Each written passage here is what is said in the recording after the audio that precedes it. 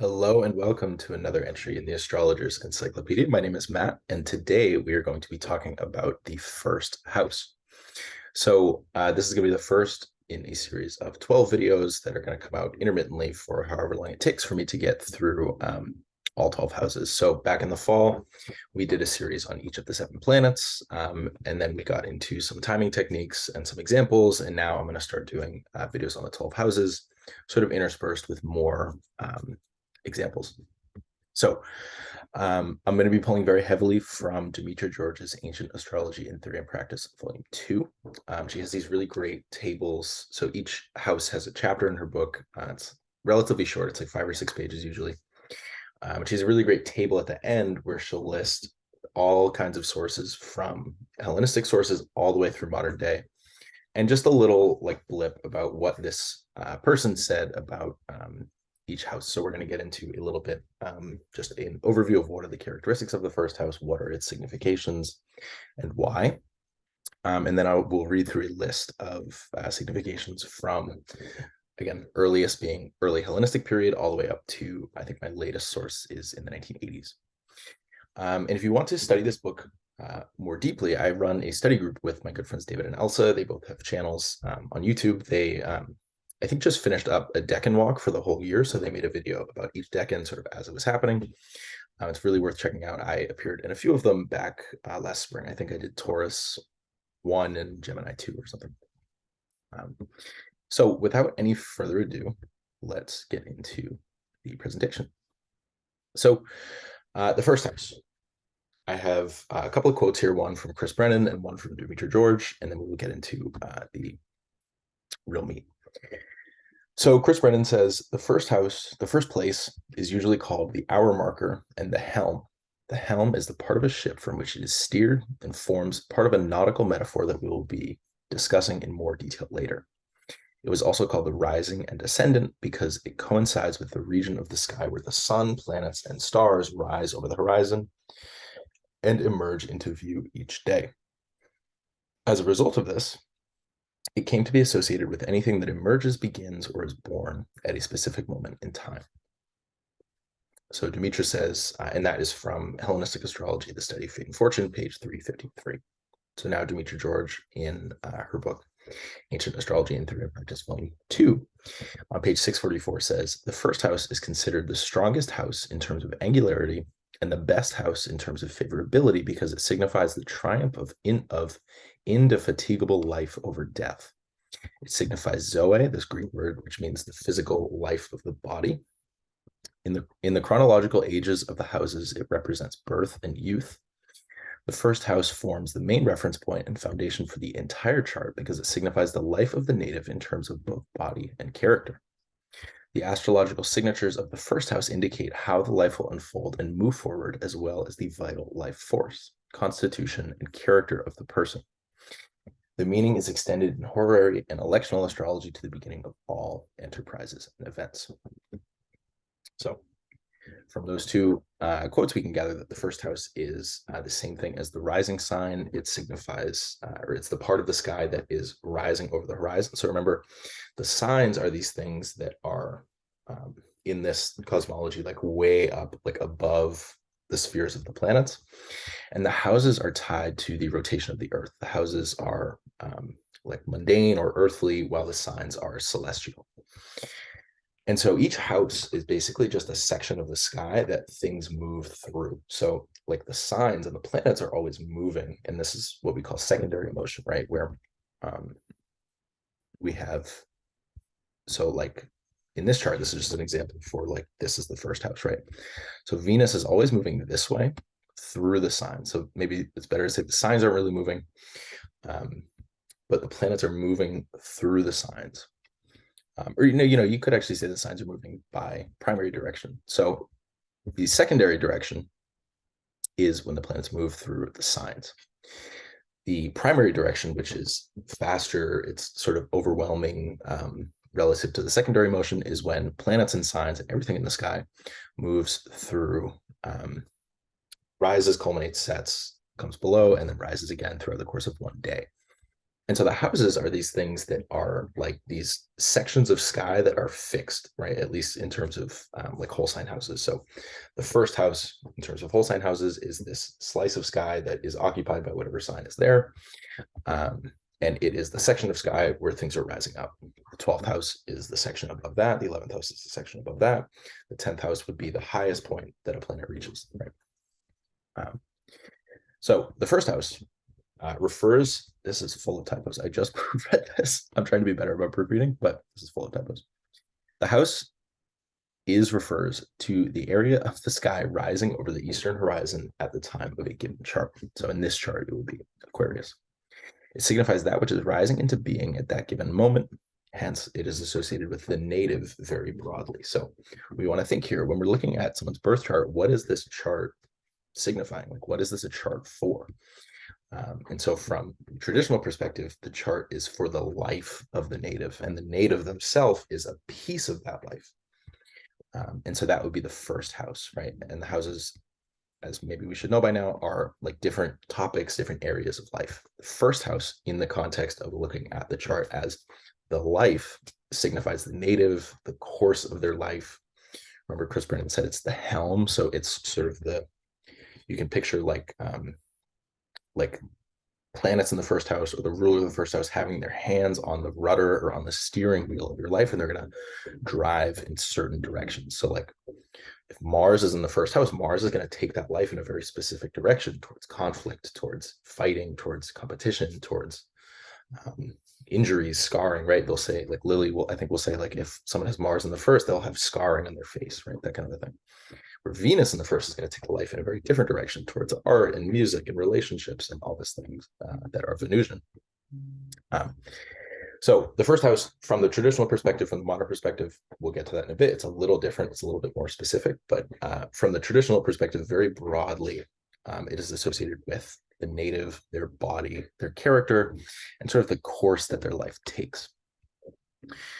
And then in addition, it sets the foundation for the rest of the chart, as Dimitri George said, and in whole sign houses is the sole determinant of where the houses fall. So what this means is that it's sort of the anchor of the chart, and as a result of its risingness, right, it's signifying the thing that's coming into being, and then the chart locks on that moment, and so therefore signifies, again, the person or the event or the question in a horary context.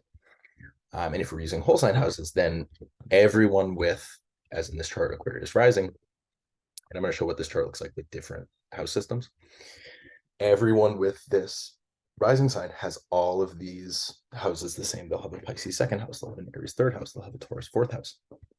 And so it says something significant about a person's life based on solely that factor alone, that if they have this certain rising sign, and I think Demetra has a lecture about this, that it sort of, it locks the life into place, right? And so again, as a result of this, of the like pivotal kind of importance of the position of the first house, the relative good and bad of other houses is determined in large part by the relationship to the first. So we'll get to this when we do, like, let's say, for example, the 12th house, right? There are various conditions that we can examine houses through. So I have a couple of videos on this already from back towards the beginning of the channel, where like the 12th house is a bad house in large part because it cannot see the ascendant, right? And so all four of the quote unquote bad houses, the 2nd, 6th, 8th, and 12th, are averse to the ascendant. So basically, if the ascendant is the life force, is the direction of life, it's the thing guiding the life, these houses are not able to see that. They're not present. When things come out of those houses as events in our lives, they intrude upon the course of life, right? So in the case of the 12th house, we think of like incarceration, that intrudes, that comes from something unseen and intrudes upon the will and the direction of the native, as does something like an injury or enslavement, right, with the 6th house. So just something to think about. The first house is this section of the sky, and it is really like the bedrock of the chart. So let me go forward here. So depending on your chosen house system, the first house will either occupy the entire rising sign, as in the chart from the last slide, right? So whole sign houses, all of Aquarius in this case is going to be the first house. This is the same chart with Placidus houses. So that would be the rising degree is the start of the first house, and then it extends, as we see here, I think, into early Aries, and encompasses a much broader range. So in this chart, we would have Jupiter actually in the first house instead of the second, and we would have this collection of planets in the second instead of the third. But the significations of the first house don't actually change. They're the same. They just, it will encompass a different area. So the actual characteristics of the first house, and this is that same chart just with now equal houses. So we see, again, the degree of the ascendant is the start of the first house, and then we see the second house cusp falling right here at 11:30 Pisces, and then 11:30 Aries, 11:30 Taurus. So it changes some things, and again, it's just different ways of sort of dividing up this pie, but the significations of the houses do not actually change. So what are the characteristics of the first house? First of all, is angular. And this is, it's funny, I said like pivotal importance, and one of the words for an angle is like a pivot or a stake or something around which things turn. And so it's the most important pivot. It's the most important sort of stake holding down the tent, or the, it's the cornerstone of the life. It's the most important one because, again, it's the birth. It's representing most sort of purely the thing that is born right at that moment. Whereas something like the 10th house is, you could say, like the heights to which this thing that is born will reach, the way that it conducts itself, the action that it takes. And so this, again, it's angular. It is like the primary angle. It's the foundation of the chart. So it's also called the ascendant, again, referring to what is coming into existence, what is being born, and the quality of that, the character of that, the state of that. And it's also the joy of Mercury. And so this I really, really love, because in the context of whole sign houses, I should have put a picture of the joys here, but we have like the joy of the sun in the 9th, the joy of the moon in the 3rd, and then Venus in the 5th, Mars in the 6th. So we have the nocturnal sect of planets all below the horizon, like firmly below the horizon. Then we have Jupiter in the 11th and Saturn in the 12th. All the diurnal planets are above the horizon firmly, right? But Mercury is this planet which is known for being, not one or both genders, not one sect, not diurnal or nocturnal, but can kind of travel between these things. And a lot of its significations have to do with variability and change, and adapting to that change, right? And conforming oneself to that, and like managing multiple things at once and then bringing them together, right? And so in whole sign houses, the first house is one of two houses, the other being the 7th, that is related to, that it can have sort of real estate above and below the horizon. So if we take this chart to be whole sign houses, then the first 11 degrees and 29 minutes are above the horizon, and the rest of the sign is below. And so you have Mercury being this figure. And again, what is a natal chart showing? It's showing a human being and their life. And so, or rather, I should say, it's showing the life generally. And what does the first house show? It shows the human being. And what is a human being but a sort of meeting point of spirit above the horizon and matter below the horizon, right? It's a spirit and a body, and that's what is described by the first house. So I really like that. I think it's really like poetic, and I think it's a very important sort of understanding that the ancients saw people, human beings, as mercurial, as these multiple these beings of like multiple essences, and this like joining of above and below, of high and low, of spirit and matter, of heaven and earth, what have you. And I think and I don't think this is necessarily incorrect or wrong, but it's different from, in terms of the so-called 12-letter alphabet, where we assign a planet and a sign to each house, where we have the first house being related to Mars and to Aries, which we see heavily used in modern astrology, but we'll also see it coming up in Lily and a little bit before, where if we take the first house to be Martian, then we're imagining a person like, the archetypal human being to be like a warrior, a fighter, someone who's determined to express themselves, and it's this battle sort of ethic. Whereas if we view a person as mercurial, it's just a little bit different, and I think it's worth considering and thinking about, right? A human being as an analyzer, a thinker, a speaker, a joiner of things, versus Mars, a human being as a fighter, a divider, a conqueror, that kind of a thing. So now we're just going to go into significations over time so we can see where things started, where they ended up, and there's a real nice continuous thread. Once again, I'm getting text.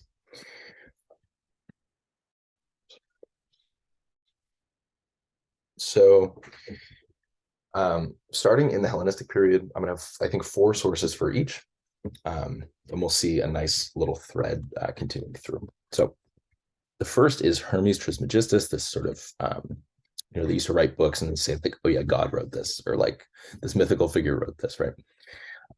So there's this text that is attributed to Hermes Trismegistus, and it's cited by Thrasyllus. We don't actually have it, but he is thought to be sort of the inventor, right? Schmidt says that he thinks Hellenistic astrology was invented by one person or a group of people.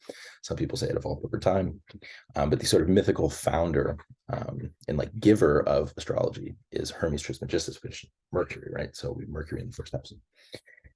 So he lived in Egypt in the 1st century BC, cited by Thrasyllus. He says horoscopos, meaning hour marker, ascendant and rising sign, as helm, indicative of fortune, soul, way of life, and also siblings, which is very interesting.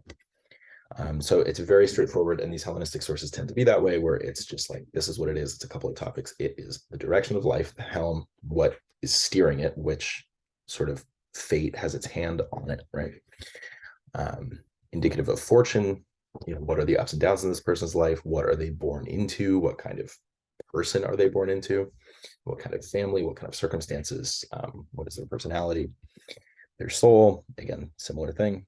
Way of life, how do they live? How do they steer their ship, right? Some people steer it violently and recklessly. Some people steer it cautiously and sort of meekly. Some people steer it very confidently and skillfully, and all that. And then also siblings, which I think is quite interesting. So next we have Valens, who lived in Alexandria in the 2nd century CE. So he's a couple generations after Hermes, which is kind of interesting. Most of the sources we have, Valens is one of the oldest, but even he is like 100, 200 years removed from the original founders or the original source texts, at least.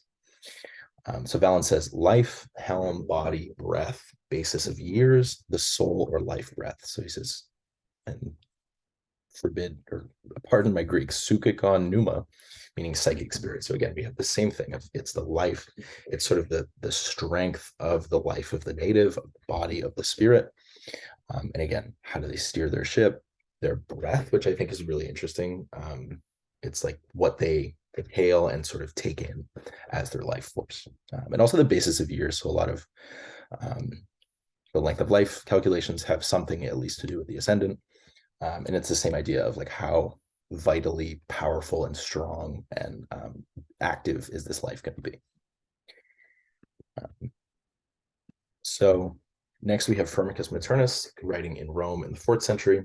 And I should probably say, these are all, I think I mentioned it at the beginning, these are all from that table at the end of the chapter, in the first house chapter in Demetra's book. And these are quotes from her. I don't think these are quotes from the sources themselves, as far as I know, or they're at least not all that. But I'm quoting her here, not these sources necessarily. So Firmicus has the first house as life and spirit, contains the fundamental facts of the nativity, framework, and substance of the entire nativity. So again, reiterating that same idea that the first house is the sort of anchor of the life. It's what sets it into motion, and it gives you the fundamental facts. Again, what's the direction of the life? How are they steering it? What is the manner of their living, right? The framework and the substance. So next we have Rhetorius. He is in Egypt, writing in the 6th or 7th century. He says it's the helm, newborn, beginning of interpretation of the nativity, breath and spirit, foundation of the nativity, and joy of Mercury. So again, largely the same thing. It's the baby, it's the newborn, early period of life, it's the helm, how are they steering, and it's sort of a foot in the door to interpret the whole life.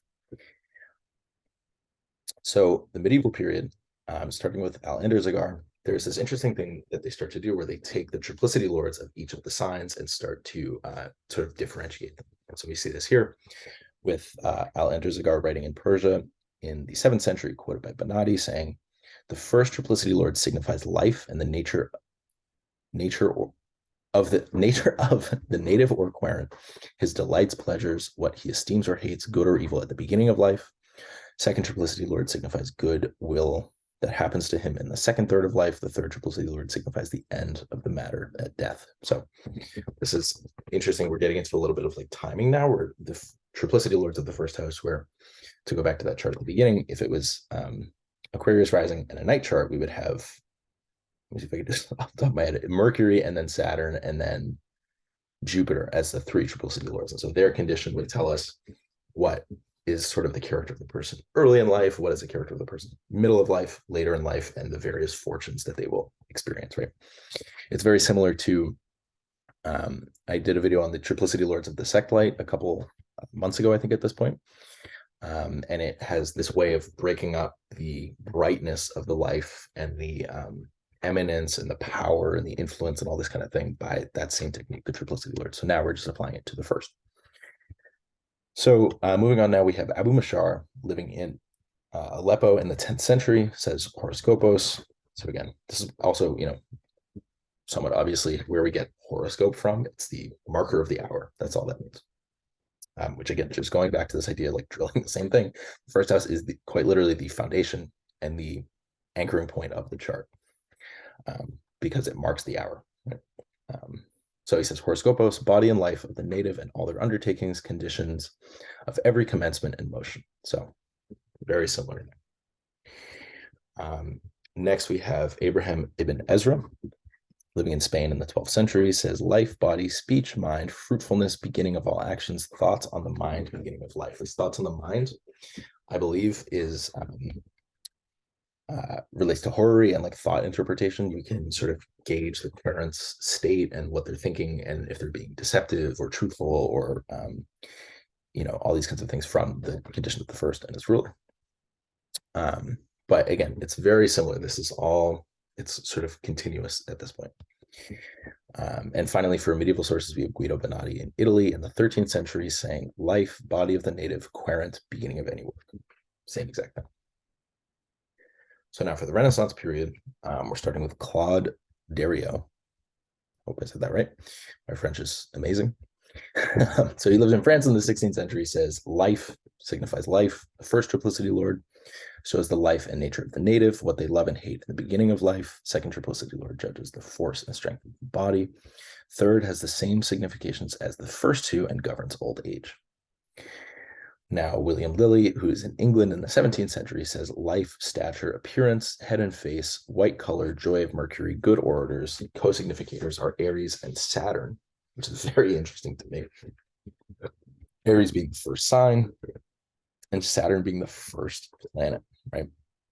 I think this is somewhat backwards from how we would think of it now.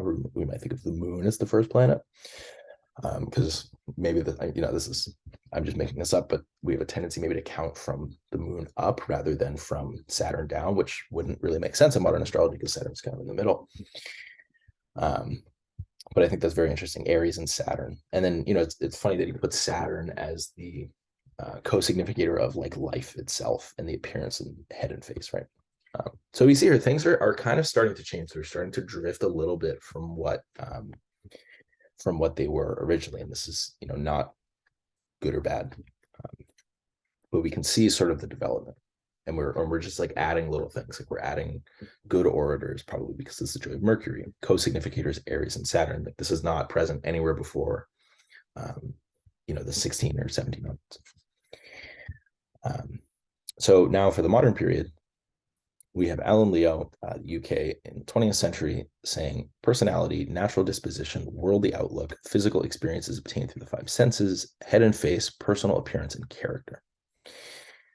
And then we have Llewellyn George in the US in the 20th century saying nativity, personality, disposition, tendencies, self-interest, worldly outlook, head and face. So we see now there's another kind of shift. So the reason why this happened is that astrology fell out of favor for about 150 years. It was thrown out of universities, and then it was kind of revived towards the end of the 19th century and into the 20th century by people like Alan Leo, and it sort of attaches itself to like New Age thought, like theosophy and psychology, and the chart itself moves from being a picture of the life primarily to a picture of the self primarily.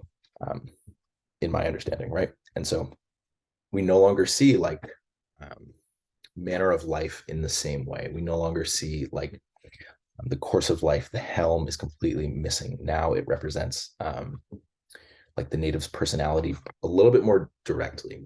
And we see this sort of progress. And so then we have Howard Sasportas in the UK in the 20th century saying, universal expression through each of us, lens through which we perceive the world, focus we bring to life, discovery of unique identity, how we get things started, experience of our birth, how we meet life, effect we leave on others, atmosphere of early environment, heroic quest, some indications of physical vitality and appearance, naturally associated with Mars and Aries. So we see this continuing, right? It's a little bit more psychological now. It's a little more like zoomed in on the person and their self and their like feelings and view of things and all that. So then finally we have Dane Rudhyar in the US and also France living in the 20th century. We have two sources from him. The first is from the Astrology of Personality in 1936, and the second is from the Astrological Houses, I think it's called, in 1972. He says, bodily form, personal appearance, outlook on life, awareness of self, subjective viewpoint, form principle, the particular destiny, which is very similar to the helm, right? And the sower. And then in 1972, it says, experiences that lead to discovery of unique individuality, point of manifestation of the universal spirit. So this is very interesting to me, where it's, and we can see this, where there are remnants of the original thought, but it's changed in various ways. And so we see that with the particular destiny, and the sower, I think, is a very interesting way to look at it, rather than life as a ship that has to be steered, life as something that is sown and then grown, right? And is sort of like kicked off and then functions out of its own nature, right? So that would be like the first house. So that's kind of it. Just to bring it back to something real solid that you can sort of take with you, is that the first house represents the person, sort of plain and simple. You know, someone who is in, you know, a lot of times you'll say like, you'll hear people say like they were born under a bad star, or, you know, in traditional texts, they'll say like those born under Saturn. They usually mean the rising sign and not the sun sign. And so, you know, someone has Saturn either on the ascendant or ruling it, that will, again, have Saturn steering their life, and he will steer it in a very particular way. And that will be different from how the sun will steer somebody's life, and the sort of impression that the sun leaves on someone's character. And again, it will be different for Jupiter, for Mercury, all of this. So the first house really is the self, and it's the person in traditional astrology. The rest of the chart represents like their money, their siblings, their home, their parents, their children, their injuries, their spouse, their debts, you know, their religion, all these kinds of things. In modern astrology, it's a little bit more, first house is like the personality in a very pure way and in a very focused way. It's less broad about like the course of life. And the rest of the chart relates to like the second house. You'll hear like, yes, it's money, but it's also like self-esteem and self-worth. The third house is siblings, but it's also the mind and communication and these kinds of things. So the first house is sort of diluted throughout the rest of the chart, whereas in ancient astrology, it's a little bit more, it's just a little different. So my sources for this are Demetra George's Ancient Astrology and Theory and Practice, Volume 2, pages 643 to 653, and the table is from 647 to 653. Chris Brennan, Hellenistic Astrology, the Study of Fate and Fortune, has a chapter on the houses. But if you're interested in this issue of house division specifically, he has like a 55-page chapter on that. And it's a bit of a hot button issue.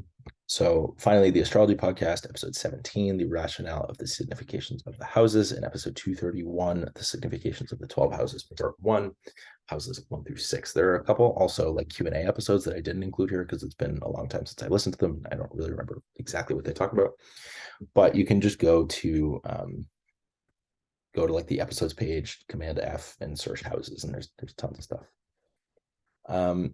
So thank you for watching. I hope this was clear and coherent. And like I said, I'm going to continue making these. And my point here is that we can, once we know the basics, really, really well, we can keep studying them as long as we need to. But it's like, this is really the stuff that gets you good at astrology, is like coming back and reading different sources of what people think about the first house in this example. And think about like why that might have been the case, what the original thinking was, and then kind of extend it to be like, okay, well, what would like a good first house be? Like, what would a good, strong character be, right? And this is culturally